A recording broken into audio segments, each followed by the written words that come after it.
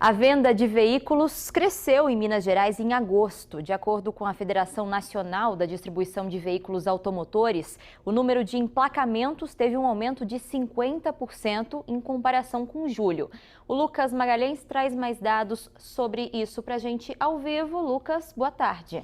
Oi, Natália, boa tarde para você e boa tarde para todas e para todos que estão conosco aqui no EPTV1 dessa quinta-feira. Sim, a gente está notando aí, pelos números das federações de distribuição de veículos automotores, uma melhora em relação ao mês passado, e especialmente no ramo das motos. Hoje de manhã eu fui conversar com donos de concessionárias e também pessoas que compraram recentemente motos, o que a gente vai acompanhar agora nessa reportagem. Veja aí. A Paula tem uma loja de moda íntima.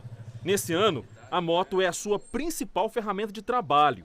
Desde o início da pandemia, com mais gente em casa, é através dela que as peças chegam até os clientes. Em 3 meses, as vendas aumentaram 40% e ela precisou trocar de moto. Comprou um modelo mais novo. A pandemia foi boa para os meus negócios também, aumentou os clientes, as vendas, e com isso eu consegui trocar minha moto, comprar a moto que eu sempre quis. E estou muito feliz. Aumento de vendas também nesta concessionária de motos usadas. A procura cresceu 100% de maio até agosto. Aqui tem até fila de espera de quem já comprou, mas precisa esperar pela moto que ainda vai chegar. Hoje em dia o mercado ele mudou. Hoje a gente está da seguinte forma: nós temos clientes, mas não temos mercadoria. Então, como diz, o mercado de moto hoje, a pessoa está enxergando que é um meio de transporte muito rápido, muito ágil e muito econômico. A pandemia do coronavírus e o consequente isolamento social, que é a principal forma de evitar a doença, tem colocado as motos em evidência em 2020. Seja como alternativa para as eventuais aglomerações do transporte público e, principalmente, como instrumento de trabalho, as motos, ao levarem as mercadorias para as casas, têm ajudado a evitar a circulação de pessoas pelas ruas. Foi isso que o João Paulo experimentou. Ele é motoboy nesta empresa e viu as chamadas pelos serviços de entrega subirem até 90% no início da quarentena. Aí, há 4 meses, ele conseguiu comprar uma moto nova. Eu acredito, assim, desses anos todos, esse é o auge que está as entregas para os motoboys. O melhor momento.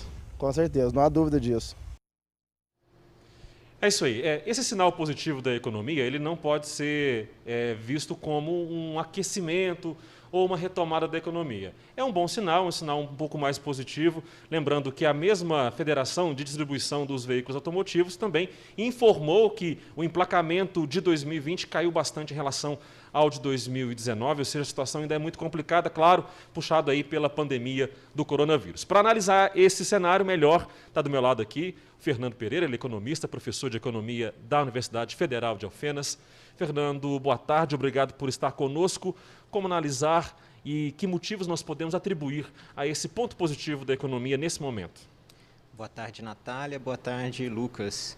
Lucas, eu concordo com a sua análise, foi correta. Quer dizer, essa recuperação que a gente teve, ela é principalmente resultado da queda muito significativa que a gente teve no período anterior, nos meses anteriores. Então, quando há uma queda muito significativa, é natural que a pequena recuperação já seja um número positivo. Tá?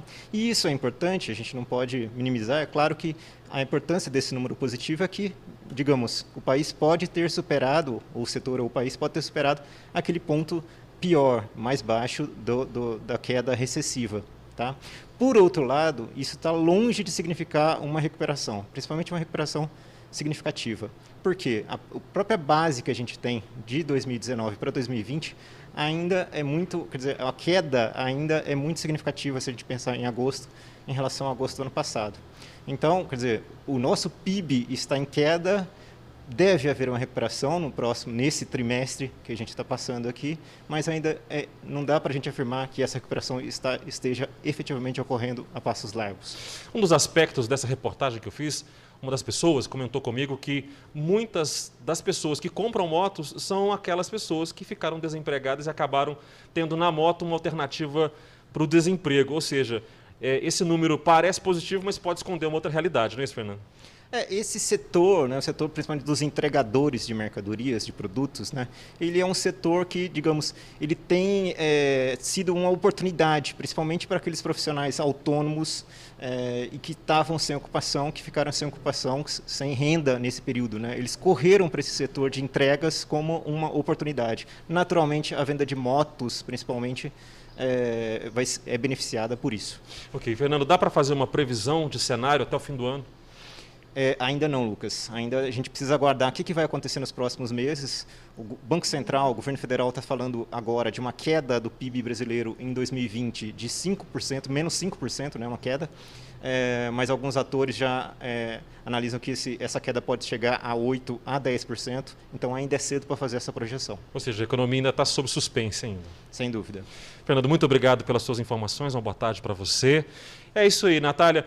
Que nosso recado com essa reportagem seja o seguinte: se você está em casa, não precisa sair, é só ligar para o motoboy que entrega qualquer mercadoria que você preferir e que você precisar. Então, antes de sair de casa, pense se aquela mercadoria pode ou não ser entregue na sua casa por um desses profissionais. Volto com você.